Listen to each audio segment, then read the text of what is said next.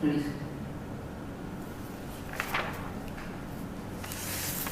Ready.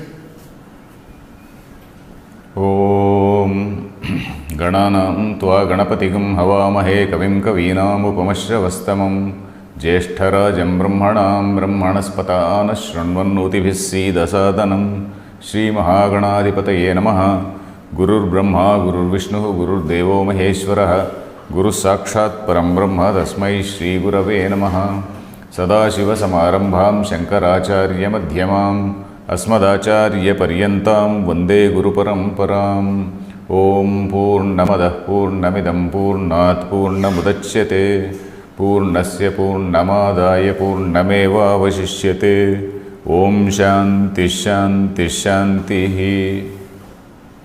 Dear friends, we have just completed the second mantra of Isha Upanishad. The first mantra, Ishavasyamitagam Sarvam, talks about the Jnana Nishta, that is, the course of action for a Jnani, that is, a person who has realized Brahman. So, that is the course of action for a Jnani. What is the course of action? Sarva Karma Sannyasa is the course of action. And because all of us cannot do this Sarva Karma Sannyasa, the second mantra tells about the Karma Nishta, what you have to do as a member of the society, as somebody who is staying in this, scheme of things. So somebody, a sannyasi is somebody who has gone out of this Varna Ashrama scheme, whereas all others, they are people who are there in this Varna Ashrama scheme. Somewhere in this setup, they are located somewhere. So these people have to do their dharma and then do it in such a way that you don't get tainted by karma. So that is what was told in the second mantra. The third mantra continues in the same manner. It tells about the dangers of the dangers of ritualism. In fact, even in Gita Bhashya we have learned about these rituals. Too much of emphasis on rituals, where it leads. Kamatmanaha Swargaparaha Janma Karma Phalapradam Kriya Vishesha Bahulam. All those shlokas we read in Gita Bhashya also. The people who are concentrating or who are only interested in this ritual, what will happen to them? So that is what is written in the third mantra here. Let us read this mantra. Asuryanamate lokaha andhena tamasa vrutaha tamste pretyabhigachanti yeke chatmahano janaha. So this mantra declares rather categorically that the people who are not interested in this Atman, they are the people who are committing a sort of suicide. Atma Hanaha. Atma Hanaha means one who kills oneself. This one's self is Atma. Self is Atma means one's self is Brahman. Their killing Brahman means, what does it mean? It is a sort of spiritual suicide, one can say. Of course, it is not translated like that. It is merely translated as one who kills himself, one who kills the Atman. But we can say that it is a type of we can call it a sort of spiritual suicide. That is a person who is interested only in the Karma Kanda, who is not bothered about graduating to a higher level. So this man, what is in store for him?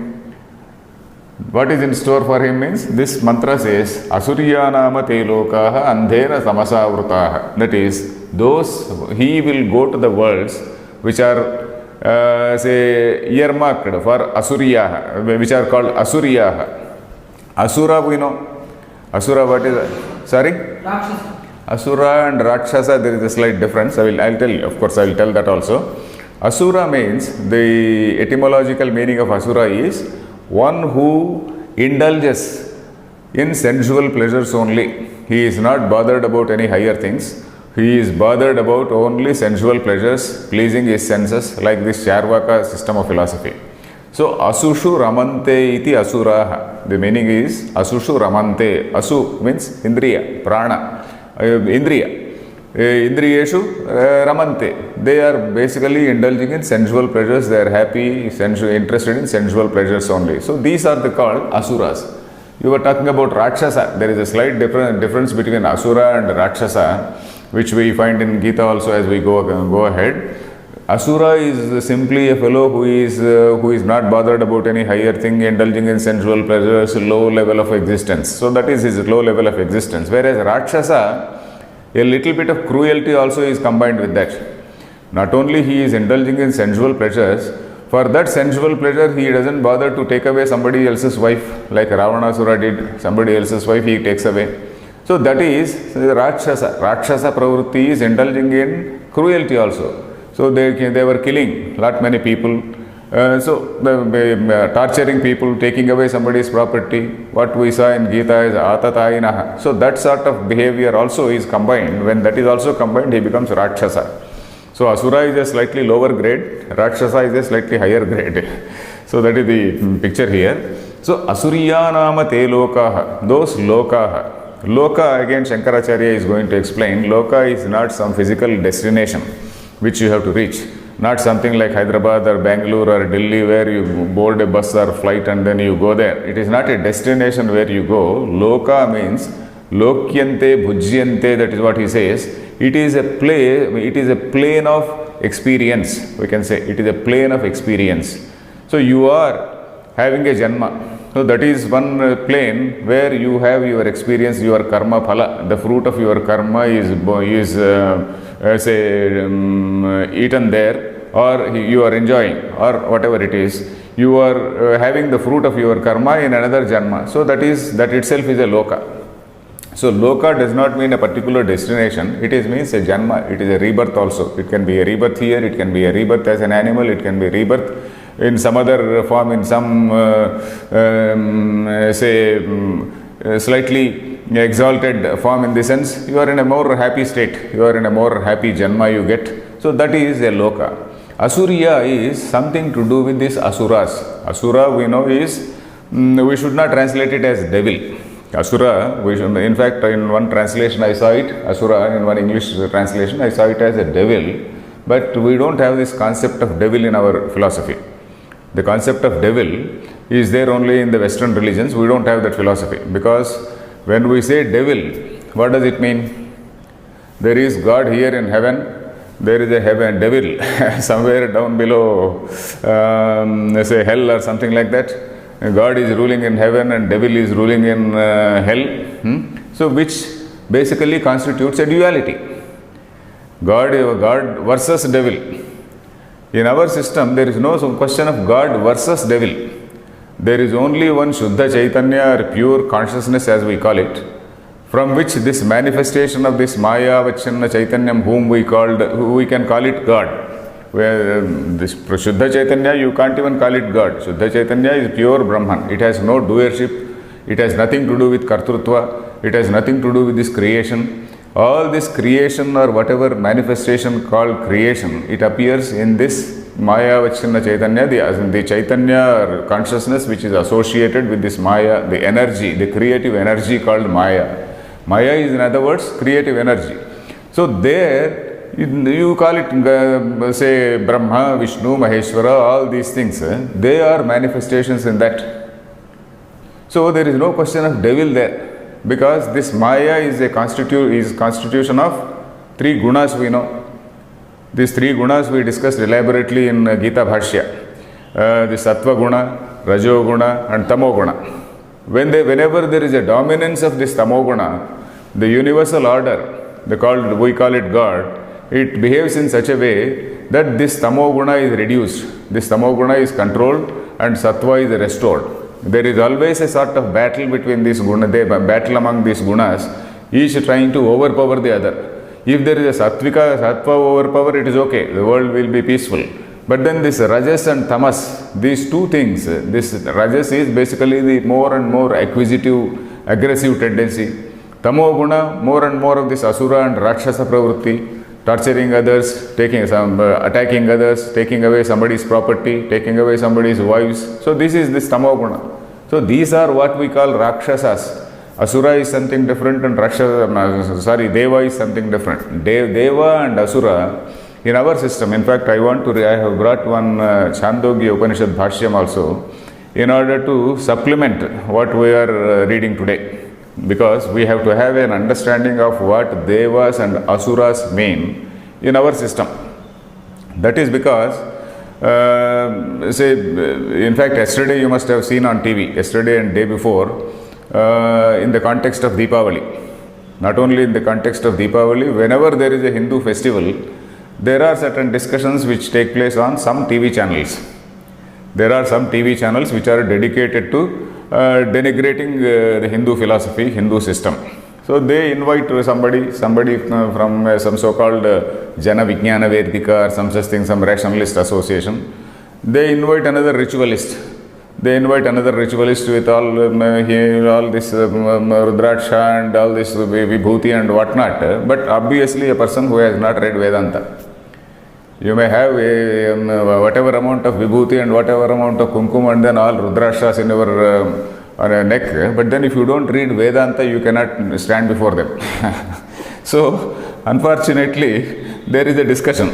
There is a discussion on who is Narakasura. Day before yesterday, there was a discussion on a national channel on who is Narakasura and who is Krishna.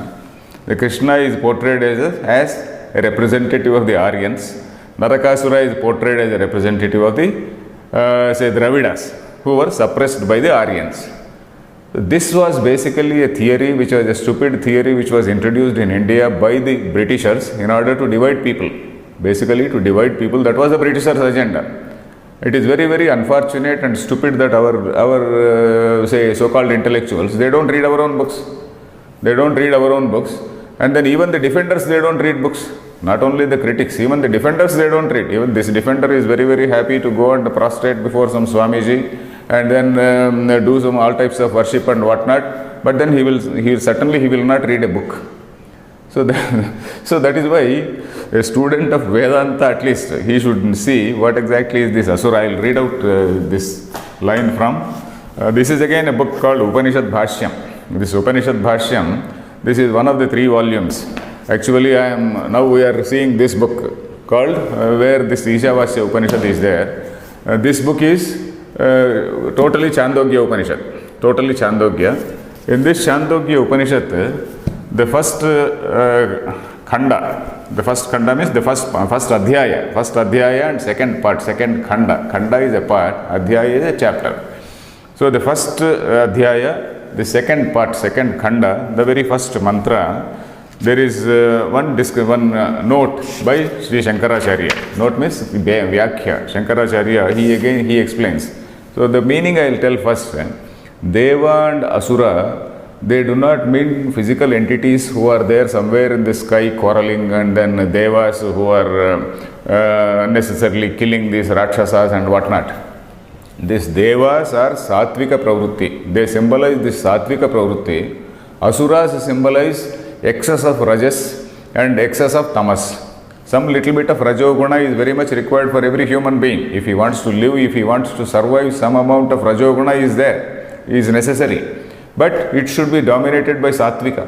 It should be dominated by a Satvika attitude. But then this Rajoguna is dominated by Tamasa attitude, then it is very dangerous. So there is a constant battle in this human nature. Basically it is a battle in the human nature or in the human mind itself, that your mind sometimes moves towards the Satvika, your mind sometimes moves towards Tamasa. So these two things, this is a sort of internal conflict which takes place in everybody's mind. This is a type of Adhyatmika Sangrama. Adhyatmika means something which takes place inside a person. Adhyatmika Sangrama. So this is what is the summary of this thing. I will just read out this para and also explain. Devasuraha, this is the context is, there is a battle between Devas and Asuras. That is what is described in this Chandogya. In that context, what happens? Okay, we will not go into that. So, initially, Shankaracharya explains what exactly is that. Devaha divyatehe dyotanarthasya shastrodbhasita indriya vruttayaha. Shastrodbhasita indriya vruttayaha. That is indriya vrutti. What is indriya vrutti? The pursuit by the senses. Indriya is sense organ, say, let us say, or sense. Whenever, suppose I see a thing, I like it, I see some other beautiful thing, I want it, I want to acquire it. So this is an indriya vrutti. When I look at a thing and when I want it, or whether I like it or dislike it, this is an indriya vrutti. So this indriya vrutti which has been purified, which has been refined. Shastra Udbhasita. Udbhasita means illumined, which has been illumined by the knowledge of Brahman. Shastra means Veda. Shastrodbhasita means which has been illumined by the Shastra, which has been illumined by our Shravana, Manana, Nididhyasana. So this is what is called Deva. And Deva, it again the word is from the root Divu. Divu means Dyotanarthakam, shining. Divu actually means shining. The English word Diva, there is a word called Diva. Diva also it is basically like this. Because you know what is a Diva? Anyway, you can look into the dictionary. So Divu, the word Divu is Krida. Divu Kridayam Dyotanarthe. Dyotana means shining. So Shastrodh, how is it shining? Not that it is something bright like sun or something like that. Shastrodbhasita Indriya Vrittaya means the Indriya Vrittis are our own sensory pursuits, which are illumined by, or which are determined by, or which are influenced by the knowledge of the Shastra, the knowledge of Brahman. That is the Shastrodbhasita Indriya, that itself is Deva. Suppose you are doing a good thing, so that thing itself is a Deva, that Indriya Vritti is a Deva, something which is beneficial to humanity, that itself is a Deva. Then in contrast, what is Asuraha? Asuraha tad viparitaha. Tad viparitaha means something which is opposed to that is Asura. Something which is opposed to that Deva is Asura. Then Sveshveva Asushu Vishwag Vishayasu Ramanat. Sveshveva Asushu. Asushu means in all these worldly things, in all these worldly pleasures, in all these things, Ramanat, because they take delight, they enjoy in that, they take delight in that. Ramanat Swabhavikyah Tamatmika Indriya Vrittayah. Swabhavikyah Tamatmika. This is something which is characterized by darkness. Tama is Tamoguna. Tamoguna is, say it also means, Tama also means darkness. Darkness is again contrasted with this light. Light because of the knowledge of the Shastra, darkness because of the ignorance of the Shastra. And also Tama also symbolizes, it also represents all that Indriya Ramanam, and then sensual delights and also cruelty and all these Asura and Rakshasa qualities, they are referred to here. So that these two things, these are two mental attitudes. Deva is a mental attitude and Asura is a mental attitude. So these two things, they conflict in a human being. So this is how we have to understand the meaning of Deva and Asura. And we can't say give some sort of racial interpretation to a Purana. A Purana is something which is symbolic in nature, whether it is Krishna versus Narakasura, Krishna versus Bali, Vishnu versus Bali Chakravarti, that is Vishnu in the sense of in that avatar, Vamana versus Bali. These are basically symbolic things. Symbolic things which represent the, say, upsurge of adharma. And then whenever there is an upsurge of adharma, the divine order functions in such a way that adharma is controlled and then dharma is restored. So that is the divine order. So that is what Gita also says, Yada yada hi dharmasya glanir bhavati bharata. That is what we will see in Gita also. So this divine order, in fact in the Vedic scheme of things, there are 2-3 levels. The Vedic scheme of things, as we see, the Veda which gives the Karma Kanda, it also gives us the Jnana Kanda. And whatever is there in that Jnana Kanda is, that is what is called the Upanishad, that is the primary source.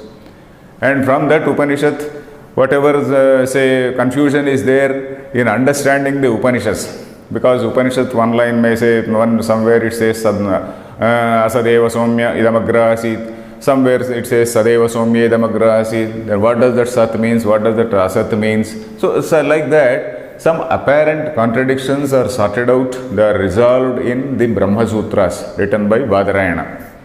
And then all the Upanishad Sara, the summary or the essence of Upanishads is contained in the Bhagavad Gita. So these 3 things, Upanishad is the primary source, primary text. Brahma Sutra again written by Badarayana is again to sort out all these, resolve various apparent contradictions. And Gita as the summary of this thing, these 3 we learnt it as Prasthana Traya, the 3-fold path towards the same destination called Brahma Vidya. This 3-fold path, not three different paths, but all the three are directed towards Brahma Vidya only. So this is what we saw. So in this context, what is the scheme with all this? An ordinary man does not know. You see, this Veda, Upanishad and all this Brahma, whatever discussion, high-flown discussion which takes place in this Brahma Sutras, a common man cannot know. But the common man also should be told about what is Dharma. A common man also should follow Dharma. If the common man does not follow Dharma, and if only a few rishis, a handful of rishis and some enlightened people, they follow Dharma, there will be chaos in society. So for the sake of common man, they have evolved another procedure called Itihasa and Purana. So in fact, in the very first chapter of, say, Mahabharata, there is a shloka which tells the purpose of Itihasa and Purana. Itihasa Puranabhyam Vedam Samupabrahmayet, it says. Through Itihasa and Purana, one has to expand the Veda, the philosophy of the Vedas. One has to take that philosophy of Vedas to the common man. So in those days, why in those days, even some 20-30 years ago, we had very great scholars. We had great scholars who knew both Telugu and also Sanskrit. Just about one generation ago, just a generation ago, we had very great scholars. If you see the great writer, if you see the writers one generation ago, they were great scholars in Sanskrit. They also contributed to Telugu. Now, unfortunately, there is a total disconnect between Sanskrit and Telugu. The Sanskrit man feels that he need not, a Sanskrit scholar, if you go to some young Sanskrit scholar, he has absolutely no knowledge of Telugu literature. Telugu literature means whether it is Ramayana or Bharata or whether even Kavyas, Prabandhas, anything like that. And the Telugu man feels that Sanskrit professor is his enemy, because that fellow, he is knocking off some jobs. So they are looking at it as some sort of job rivalry. They don't see the actual synergy between them. So that is the most unfortunate thing, because the present day Sanskrit scholar is totally cut off from the actual tradition, from our own Upanishadic philosophy. The Sanskrit scholar, it is very unfortunate that they do not read these things. If they communicate these things to the ordinary man, there will not be any discussion on TV. There are particularly certain TV channels which are devoted to denigrate our religion. So these Sanskrit scholars are the fellows who are supposed to go and reply. They are supposed to go and say, at least educate the common man about what exactly is the thing. What is meant by Deva, what is Asura? It is symbolic. You cannot interpret Purana in a racial sense, which of course those people they did. They did because they wanted to break the country. Their interest was different.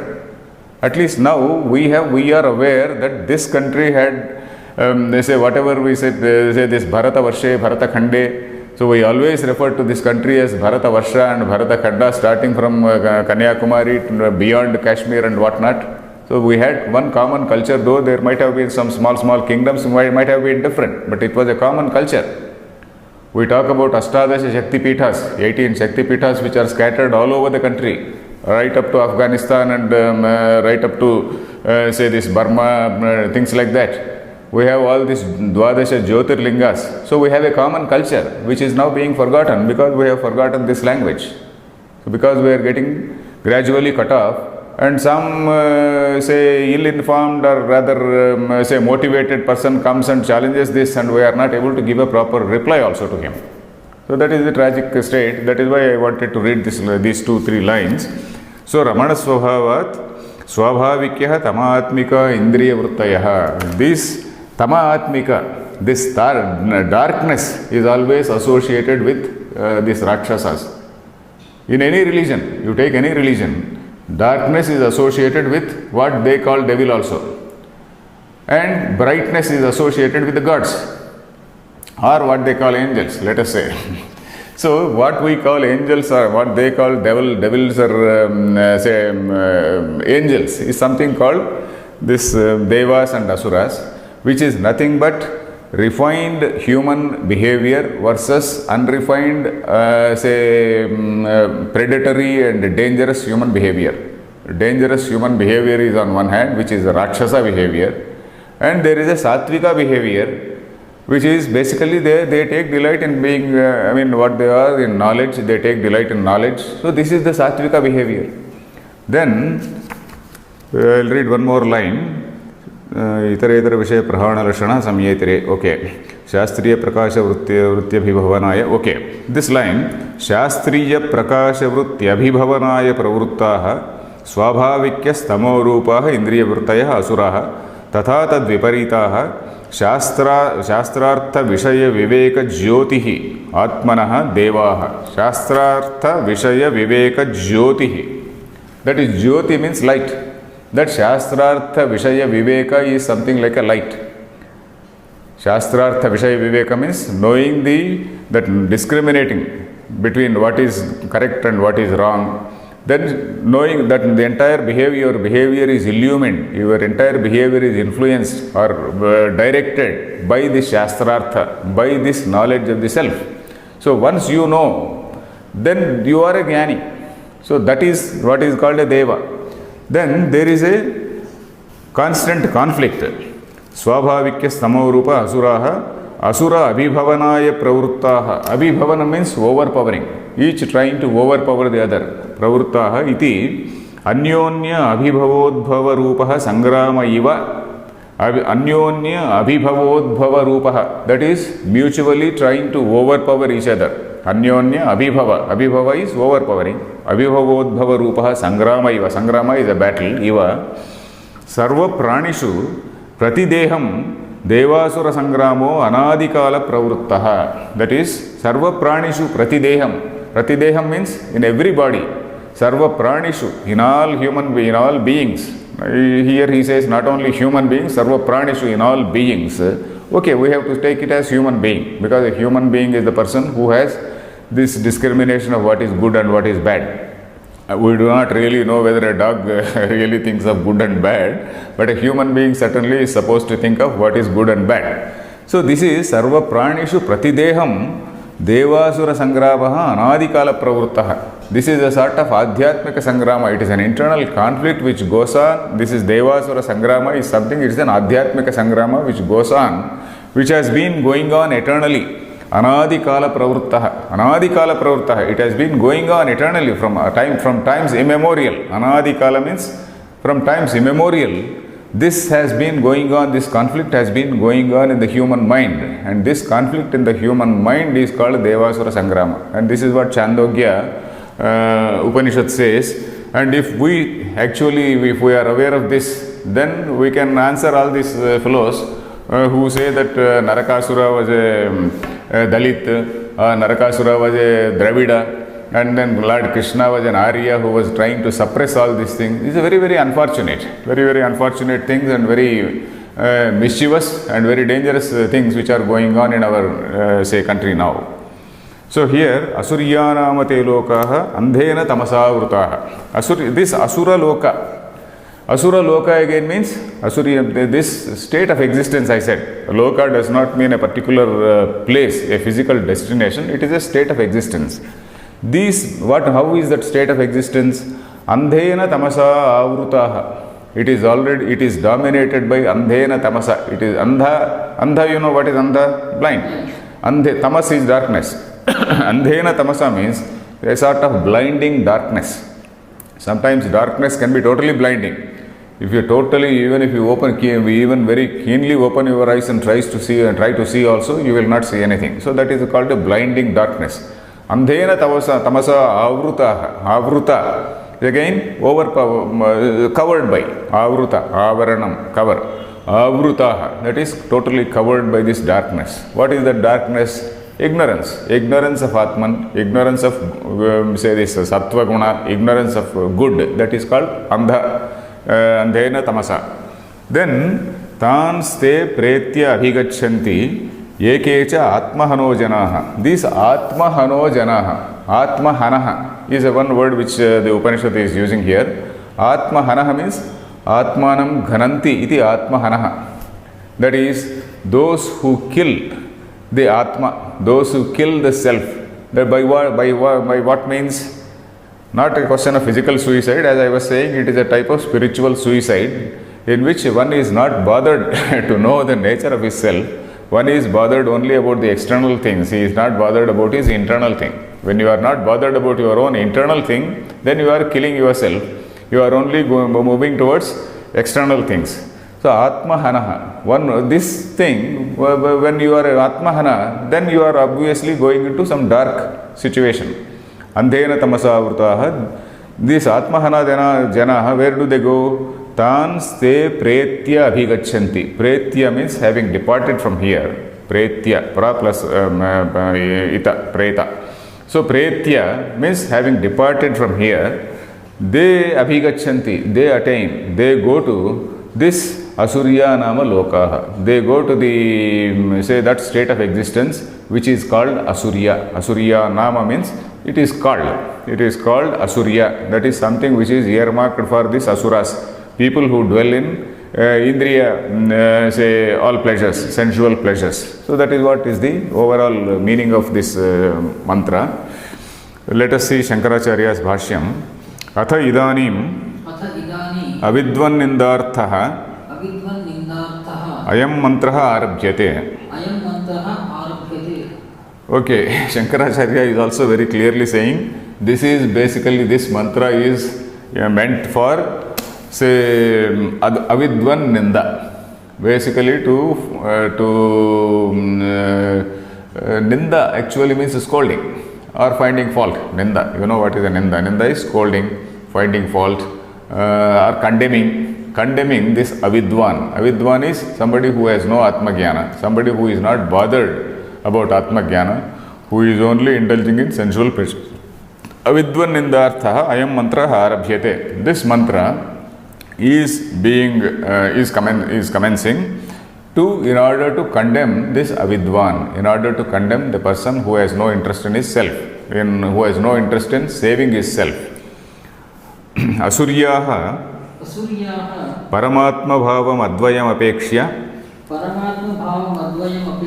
Devadayaha api asuraha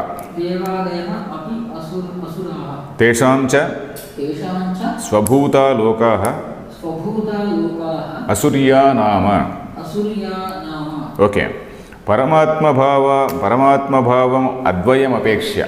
Paramatma bhavam apekshya means in comparison to this Paramatma bhava. What is this Paramatma bhava? We know what is the Paramatma. Parama is supreme. Atma is the self. Supreme self means that supreme Brahman. That supreme state is what is that Shuddha Chaitanya as we call it. Ultimately, the philosophy of Upanishads is that Aham Brahmasmi. Whatever you call it as a finite human being is nothing but the same, a reflection of the same supreme consciousness. So that is what is our Advaita philosophy. That is what is mentioned here. Paramatma bhavam advayam. Advayam means that non-dual nature, the something which is of non-dual nature.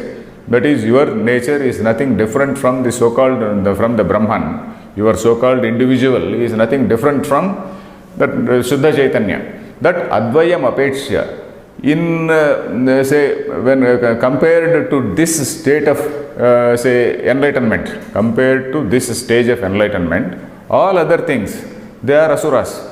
Even if you call it Deva, even if you call it a Devaloka. Now Shankaracharya is again making a fine distinction. Now in Chandogya, we saw that Indriya Vrtayaha Devaha, Shastrodbhasita Indriya Vrtayaha Asuraha Tadviparitaha. Those who are enlightened, those who are indulging in Sattvika Pravrutti, they are Devas. Those who are indulging in Tamasa Rakshasa Pravrutti are Rakshasas. So that is what we saw. But here, even those so-called Devalokas, they are inferior. Even those Devaloka, suppose you talk about some Goloka, some Devaloka, Indraloka or some other Yamaloka or some other Loka. Even those Lokas, they are inferior. And then this Asura Loka, while talking about this devil, I could have told one more point also. The devil is something which is, say, there is no such thing as devil, I said. There in other religions, the devil is a person who is independent of God. He is there who is master of the Lord. For example, long ago, I read a poem called Paradise Lost. There, this Satan, main character is there. One important character is Satan. So he says, better to reign in hell than serve in heaven. I will as well be a king of heaven, hell, rather than serve in heaven. So that is what he says. So there, when you accept the concept of devil, what happens to the position of this God? He becomes a delimited person. God is something which becomes delimited. And then devil is something different, God is something different. He may be a very powerful man who is able to vanquish the devil always. But then he is a delimited personality, always being challenged by the devil. But our Siddhanta says it is nothing but tamo guna. We don't call it a separate thing. It is tamo guna which is manifesting in the same maya. It is manifesting in the same prakriti. And this sort of balance is tilted now and then. This tamo guna tries to tilt the balance. And then this divine order behaves in such a way that this tamo guna is again controlled. It is again kept in proper shape. So that is our concept. In our concept, this maya, this rakshasa is nothing but again a manifestation in the same maya, manifestation in the same trigunas. So that is our philosophy. Because if we say that devil is something else, then you are entering into duality. You are entering into duality and also limitedness of God. Okay. Asuryanama te lokaha Asuryaha Paramatma Bhavam Advayam. This Paramatma Bhava is something which is Advaya, it is non-dual. In comparison with that, when compared to that state of enlightenment, Devadayaha api Asuraha. Even when you say this Devaloka, suppose there is an Indraloka. What is Indraloka? We also saw in Gita Bhashya. All these lokas are something which are inferior. Indraloka or Swarga, as we call it, is something inferior because you go to it by doing some punya karma. By doing some punya karma, you attain a higher loka. And then once that punya karma is exhausted, it is something like your bank balance or something like your visa when you go to another country. And then after that visa expires, you have to come back. So once that punya is exhausted, you have to come back and then you have to take birth in order to reap the fruits of maybe your bad deeds. Reap the fruits of bad deeds means again you may have to take another janma of some animal or something like that. So that is the meaning here. Paramatma bhavam advayam apekshya devadayaha api asuraha. In comparison with that state of enlightenment, even gods can be called asuras because they are not in that Brahma bhava. They are not in that Advaya bhava. Even gods, they are not in that Advaya bhava. They are only in an exalted state. In comparison with human being, he is exalted. But in comparison with Brahman, it is an inferior state. So in comparison with Brahman, even gods can be called asuras. So that is what Shankaracharya says. You followed this line? Yes. There is no confusion. Devadayaha api asuraha tesham cha swabhuta lokaha asurya nama. Tesham cha, of them, swabhuta lokaha, that is swabhutaha, that is the lokas which belong to them. That is that state of existence which is associated with them, or we can call it asura, asurya. Asuryaha is singular, asurya is plural. Asurya nama. Nama shabdaha anarthakaha nipataha. Let us read. Nama shabdaha anarthako nipataha. Then this nipata is one thing which we saw in other places also in Bhashyam. In Bhashyam sometimes, in Upanishad or Veda, there are certain small words which are just used, not with any great significance, but that it does not contain any great meaning. So that is what he says. Anarthakaha nipataha. Nipata is something which has just been used, which has no specific meaning. Then next line. Te lokaha karma phalani lokyante drishyante bhujyante iti janmani. So Shankaracharya is clarifying that loka does not mean a physical position. It is something which is karma phalani lokyante. Lokru. The word, the Sanskrit dhatu lokru is something similar to English look. Look means see. Lokyante, drishyante, that which is seen is loka. That which is seen means, he is again giving it that in a metaphorical sense, it is called loka. But that the meaning is bhujyante, that which is experienced. Bhuj dhatu also I explained. Bhuj means to eat. So bhujyante, that is experienced, is called loka. That which is seen, that which is lokyante, drishyante, bhujyante, these are all samanarthakaha. They give the same meaning. Lokyante means that which is seen, that which is experienced. That is, what is that which is experienced? Janmani. Janmani is plural of janma. Janma is singular, janmani is plural. And janmani means rebirths. Again rebirths, either in a human form or in an animal form or in some other divine form. In some divine form. There are only three levels. One is divine form, the human form, and a lower form. So these three levels, whatever, depending on our karma phala. So these lokas, loka means karma phalam. The meaning of loka is karma phalam, the fruit of that karma, the fruit of the action you do is the loka. That is a state of mind. It is a state of existence. You can also metaphorically call it a state of existence. You do a good thing, you are in a happy state. You do a bad thing, your conscience will be tormenting you. So that is again a bad state. So like that. Then andhena adarshanaatmakena ajnanena tamasa acchaditaha tan stavarantan pretya tyaktva imam deham abhigachanti yatha karma yatha shrutam. Okay, these lokas, how are these lokas? Andhena tamasa avrutaha. This blinding darkness, as we said, andhena means adarshanena, where there is no darshana. What is darshana? Vedanta, we call it darshana shastra, that which enables you to see. Darshana Shastra, in fact, all other Shastras are also called Darshana Shastra. Shad Darshanas we say. Nyaya Shastra also is called a Darshana. Vedanta is a Darshana. Sankhya is a Darshana. Yoga is a Darshana. 6 Astika Darshanas we talk. Darshana is something which actually enables you to see. Drishya Dhatu, Drishya Prekshane, that which enables you to see. Because it gives a vision of life. Basically, it gives a vision of what is life, what is divinity, what is the connection between the creator and this human being. So these things, they give a vision of life. So that is why it is called darshana. But here andhena adarshanaatmakena ajnanena tamasa. Adarshanaatmakena ajnanena. Ajnana does not mean knowledge of worldly things. Knowledge here, ajnana means knowledge of Brahman. Ajnana does not mean knowledge of physics or knowledge of not knowing knowledge of chemistry, not knowing mathematics or anything. But not knowing the nature of self is ajnana. One man may be a great physicist or somebody, some scientist, but if so long as he does not try to know what exactly is his nature of mind, what exactly is the nature of self, he is outward bound. His indriyas are outward bound. He has not thought of his self. So he is an ajnani in Vedanta sense. Andhena adarshanaatmakena ajnanena tamasa. This ajnana is tamaha. Tama is darkness. This ajnanena tamasa, like this Deepavali yesterday, the question was light versus darkness. Ajnana is darkness.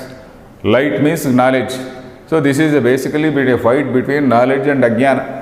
Ajnana and ajnana, that is the fight. So that is why once that ajnana is removed, you light lamps, that is basically symbolic.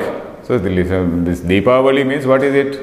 Symbolic, that all the lights are say lit, basically to symbolize that this ajnana is driven away and then you have attained jnana.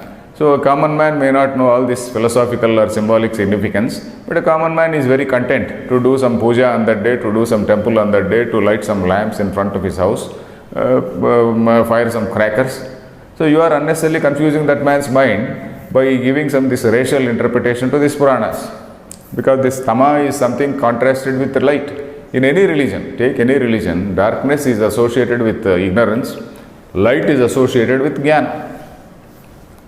Andhena tamasa avrutaha acchaditaha. Acchaditaha means closed, covered. Acchaditaha, closed. Tan sthavarantan pretya. Tan sthavarantan. Tan lokan. Tan refers to those lokas. Tan refers to those lokas. Tan actually means those. What are these those? Those means those lokas. All those states of existence. Sthavarantan. All states of existence. Sthavara is something which is existing. All states of existence. All these things. Pretya. Pretya means having departed. Departed from what? Tyaktva imam deham. Having left this body. Having left this body. Imam deham means this body. Tyaktva means having abandoned, having left this body.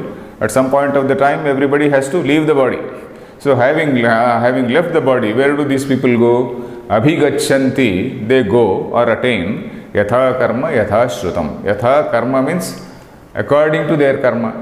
Yatha shrutam, according to what is prescribed in the Shruti. For whatever karma you do, the Shruti prescribes certain things. The Shruti prescribes, okay, he will go to a good plane of existence. So this chap will go to another bad plane of existence. So that is yatha karma yatha shrutam. This is what the Shruti says. Yatha karma yatha shrutam te abhigachanti. Is this line clear? Yes. Asurya nama te lokaha andhena tamasavrutaha tanste pretya abhigachanti yekecha atmahano janaha. Then who are those people who go? Yeke cha atmahanaha atmanam ghananti iti atmahanaha. के ते जनाः ये अविद्वांसः. So he poses a question and answers. Ye kecha atmahana. These atmahana, these people who kill the self, they go to these particular lokas. These are all types of condemned lokas. Who are these people? Atmanam ghananti iti atmahana. Say they kill the Atman. So this Subramanya Shastri is giving a note here. Atmahanaha Atmani papitvadi adhyasavantaha tadrusha adhyasopi hananameva Atmani papitvadi adhyasavantaha. So he says a person is basically, only 4 minutes, a person is basically, in our Siddhanta, a person is mainly say that Brahman himself, Aham Brahmasmi or Tat Tvamasi, that is the Siddhanta. So he in Atma, he is attributing certain Anatma gunas. He is attributing all the the weaknesses which are associated with the mind. The mind is having so many weaknesses like Raga, Dvesha and various hatred, desire. Raga, Dvesha means desire, hatred. Then various other things. Hri, Dhir, Bhihi, Tyetas, Sarvamaneva, there is a big line which says about various emotions which take place in the mind. And then a feeling that I am a papi, that I am a sinner and whatnot. So there is no question of sinner. In our philosophy, there is no, we do not say that a man is a sinner. So, papitvadi adhyasavantaha. So if a person who is attributing to himself that he is a sinner, papitva is one who is having a papa is one who is full of papi. Papa is called papi. That state of being papi is called papitva. Papitvadi adhyasa. So he is attributing to himself. He is superimposing certain false things which are not there on him. He is nitya shuddha buddha mukta svabhava. He is of the nature of a clear, a Brahman who is an enlightened person. So on that, he is attributing all these false things. He is attributing on himself that he is a papi. Papoham, papa karmatma. We also say, when you go for puja, that is at a lower level. That is not the Siddhanta. We accept two levels of reality. One is that ultimate Siddhanta which says you are the Nitya Shuddha Buddha Mukta Swabhava. There is a lower level which is told for the common man, because the common man should not feel I can commit a murder and then I can get away with that. So for a common man, it has also said, okay, these are all sins you should not do. So that is why he attributes on himself that papitvadhyasa. So papitvadhyasavantaha tadapi atma hananameva. Even that is killing oneself. Then he also refers to Bhagavad Gita Bhashye, Yadva Bhagavad Gita Bhashye, na hinasti atmanatmanam ityatra sarvohi atyanta prasiddham sakshad aparokshad atmanam tiraskrutya. Okay, he is referring to one Gita line, na hinasti atmana atmanam. So there he says, this Jnani is a person who does not kill himself. That means a Jnani is a person who is eternally in that state of anatmani atmatvena parigruhya. That is, a person who is a realized person, who he does not kill himself. So that is what is that line from Bhagavad Gita. Evam tamopi hatva. Okay. So in this line, atmanam ghananti iti atmahanaha. That is, a person who is not bothered about realizing his self is an atmahana. Ke te janaha ye avidvamsaha. Who are those people? Those who are avidvamsaha. Vidwan, Vidvamsau, Vidvamsaha. That is the plural of Vidwan. Vidwan is somebody who knows the self. The next line, Katham te Atmanam Nityam Himsanti Avidya Doshena Vidyamanasya Atmanaha Tiraskaranaat. So he again says, how is it that they kill themselves? Katham te Atmanam Nityam Himsanti. Katham, how? How is it that they say kill the Atman every day? Nityam Himsanti. How is it that they torture that Atman? Himsa. Himsa means either killing or say torturing. So how do they torture that Atma? Avidya doshena. Because of this fault called avidya, because they do not bother to know what is say knowledge, what is Atma Jnana, then Vidyamanasya Atmanaha Tiraskaranaat. So they also reject the Atman which is very clearly visible.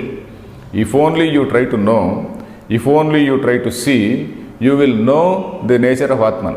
You will actually know the real nature of Atman, but they are not bothered to know. So avidya doshena, because of that avidya, because of that adhyasa, because of superimposition of false qualities on oneself, they do not want to see the real nature of, they do not want to know the real nature, though it is vidyamana. Vidyamana means it is clearly seen. Vidyamanasya atmanaha tiraskaranaat. So even that visible, very clearly visible thing, these people they reject. So the next line shall be. Still time is 1 minute. Okay. Not 1 minute, another 9 minutes. Oh, you said 4 minutes? By mistake. Okay. Vidyamanasya atmanaha. Next line. Yat karyam phalam. Ajaramarattvadi samvedana lakshanam. Ajaramarattvadi samvedana lakshanam. Tad hatasyeva tirobhutam bhavati iti. Prakrutaha avidvamso janaha Atmahana uchyante. Okay, he says Prakrutaha avidvamso janaha. Prakrutaha. The word Prakruta is opposed to Samskrita. Samskrita is a refined person. Prakruta is somebody who is an unrefined, cruel.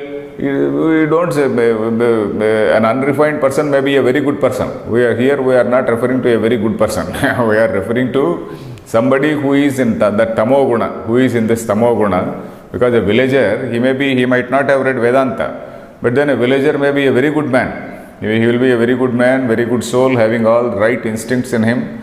So a very good human being. We are not referring to that people. Prakruta janaha, we are not referring to those who have not read Sanskrit, who has not read Panini or anything like that. Prakruta janaha means those who indulge in all types of pleasures, who are indulging in this tamoguna. We are referring to those type of people. Prakrutaha avidvamso janaha atma hanaha uchyante.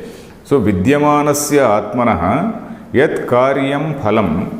Vidyamanasya atmanaha, what is this karyam? Vidyamanasya atmanaha means that Atman which is very clearly visible.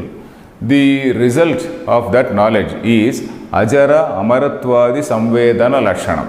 Ajara amaratvadi samvedana. Samvedana means knowledge. Vedana, with to know. Samvedana lakshanam. That is, that Atman is characterized by the knowledge of, Atman is characterized by the knowledge of this ajara amaratvadi. So a person who knows his self, he is aware that he is ajara and he is amara. Ajara means one who does not have old age, then one who does not have death. Jara means old age. Ajara is not having old age. Atma is something which does not have old age, which does not die. We saw in Gita also, Nainam chindanti shastrani, Nainam dahati pavakaha, Nachainam kledayantyapo. We also saw that, and then it does not die, Atma does not die. So that knowledge is the result of this Atma Jnana. Atma Jnana gives you this knowledge that you are ajara and amara. You are a person who are not going to die. The body may decay and fall off, but then the Atma does not die. Atma is pure consciousness which does not die. Then similarly amara. Amara means not only not decaying, but then it does not die. Decay and death, these two are two different stages. Jara is one stage, the next stage is death. these two stages are not there for the Atman. So that knowledge is there. And a person who is a Jnani is characterized by having that knowledge. Is it okay? So Vidyamanasya Atmanah yat karyam phalam. That is, the phalam is the fruit. The fruit of that knowledge is to know that one is Ajara and Amara. Ajarta Amaratvadi Samvedana Lashanam tat hatasyeva tirobhutam bhavati. This knowledge is withdrawn, tirobhutam bhavati. This knowledge goes back as though this fellow is a dead fellow. From whom does it go back? It goes back from somebody who is indulging in sensual pleasures. Somebody who is not indulging in sensual pleasures, this Atma Jnana may dawn on him sometime.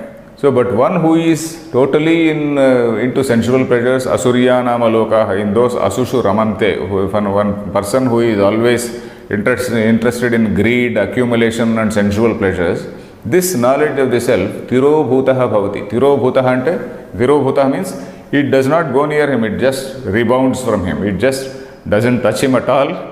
It bounces back from him, and then actually Tirobhuta means bounce back.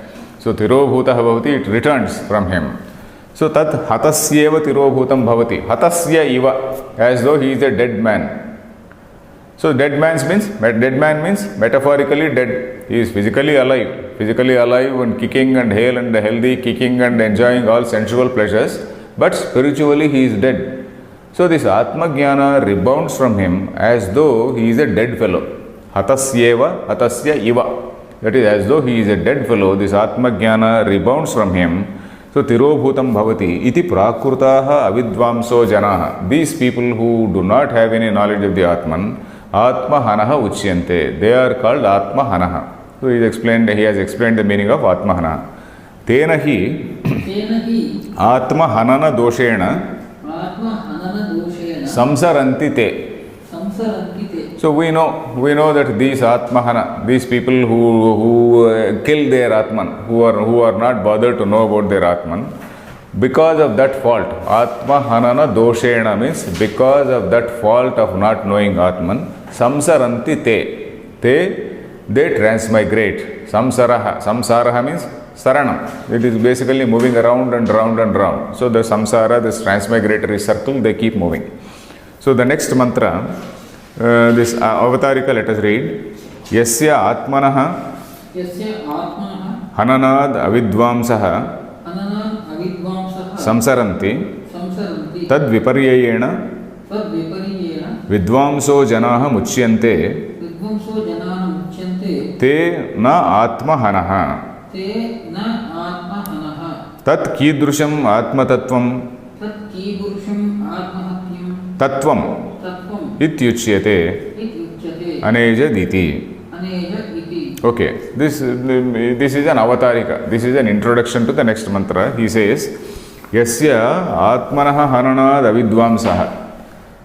Because these people, they spiritually kill themselves, they spiritually commit suicide, they are called Avidvamsaha. Atmanaha Hananat. Because they are Atmahana, because they commit a sort of spiritual suicide, they are called Avidvamsaha. And then because of that, they samsaranti, they keep on transmigrating. Tad viparyayena means in contrast to that. Tat viparyaya. Viparyaya is contrast, something which is opposed. Tad viparyayena means in contrast to that. Vidvamso janaha muchyante. The vidvamsa janaha, that is those who know the Atman, those who have knowledge of the Atman, they muchyante. Muchyante means they get liberated. What is that liberation? Atma Jnana itself is liberation. It is liberation does not mean going to another loka, like what all other lokas which we saw. A loka, it may be a punya loka or papa loka. All these lokas, it may be an exalted state or an unexalted state or a condemned state. All these states are called asuraha. In fact, we saw one line, Paramatma bhavam advayam apeshya devadayaha api asuraha. That line is very important here. In comparison with this Atma Jnana, in comparison with this knowledge of Brahman, even the so-called Devaloka, even the so-called heaven, it is something which is inferior. Even that we can call it Asura. So like that, Avidvamso Janaha Atmaha Uchyante. Okay. Janaha te anatmahana. Tad viparyayena vidvamso janaha muchyante. That means they get released, means they are in that state of knowledge of Brahman. So they get liberated, means they are in that state of Atma, they are in the state of Brahman. They are not bothered about these lokas. Once you are not bothered about something, you are liberated. When you are bothered about something, you are bound. When you are bothered about something, when you are bothered about this office, when you are bothered about something, when you are bothered about some other acquiring something, you are bound. When you are not bothered, you are liberated from that. So that is called muchyante. The root is munch. Munch means to release. Munch dhatu means to release. They get released, they get liberated. Once you are not bothered about anything, you are just liberated from that. Te muchyante te na atmahanaha. They are not the people who kill themselves. They are not the people who commit that spiritual suicide. Tat kidrusham atma tattvam ityushyate. How is that atma tattvam? What is the nature of that atma? Then that is said in the next mantra. The time is over. So we will read the mantra in the next line. Next class. Om Purnamadah Purnamidam Purnat Purnamudachyate Purnasya Purnamadaya Purnameva Avashishyate. Om Shanti Shanti Shanti.